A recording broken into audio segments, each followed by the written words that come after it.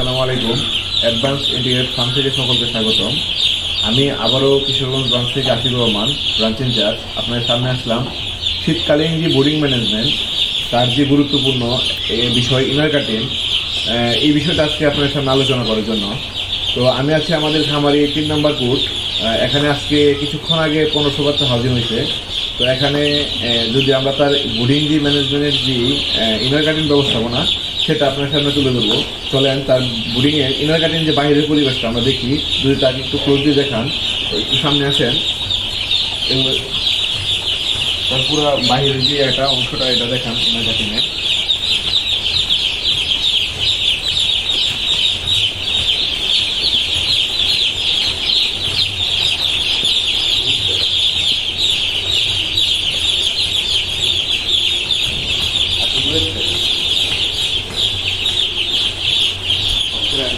তার বাহিরের অংশ, এখন আমরা তার ভিতরের অংশে যাই, দেখি তার ভিতরের যে ব্যবস্থাপনা তার অবস্থা কি আছে। চলেন।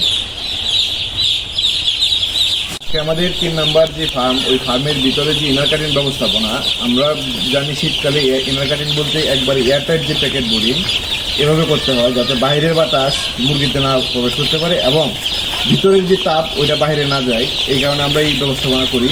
তো এখানে যদি তার তাপ ব্যবস্থাপনাটা দেখায় বা ইনার কাটিংয়ের পরিবেশটা দেখায়, চতুর্পাশ একটু দেখান যে এয়ারটাইট ইনার কাটিং বলতে কীভাবে করা লাগে। একটা আদর্শ এয়ারটাইট ইনার কাটিংয়ের এভাবে করা উচিত।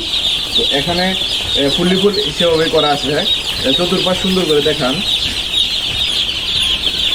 তারপর যদি আমরা তার বোর্ডিংয়ে যাই, প্রতিটি বোর্ডিংয়ে 500 করে বাচ্চা দেওয়া আছে।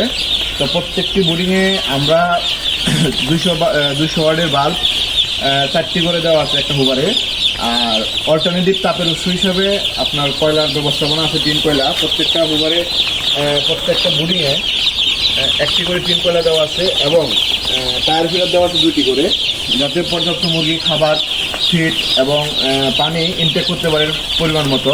এই জন্য প্রত্যেকটা বোর্ডিংয়ে 2টা করে টায়ার ফিডার এবং পানির পর্যাপ্ত পরিমাণে পাত্র দেওয়া আছে এবং তাপের অল্টারনেটিভ উৎস হিসাবে কয়লার টিন ব্যবস্থা করা আছে। আমরা যদি আরেকটা বোর্ডিংয়ে যাই, চলেন। একটি বোর্ডিং যদি দেখান একটু নিচে করে, যে প্রতিটি বোর্ডিংয়ে পর্যাপ্ত পরিমাণ পানির পাত্র এবং সুন্দর করে 2টি করে টায়ার ফিডার দেওয়া আছে। এভাবেই আমরা প্রত্যেকটা বোর্ডিং করে থাকি যাতে প্রতিটা বাচ্চা প্রপার খাবার এবং পানি পায়। তো তার আরেকটা বোর্ডিং দেখি, চলেন। আরেকটি বোর্ডিং আমরা দেখি, চলেন। এখানে আরও 500 বাচ্চা হাউজিং আছে। তো এই হচ্ছে তার বোর্ডিংয়ের ভিতরে ব্যবস্থাপনা। এখানেও সুন্দরভাবে, অত্যন্ত সুন্দরভাবে পানির পাত্র, 2টি করে টায়ার ফিডার এবং অলরেডি তাপের উৎস হিসেবে কয়লার ব্যবস্থাপনা আছে।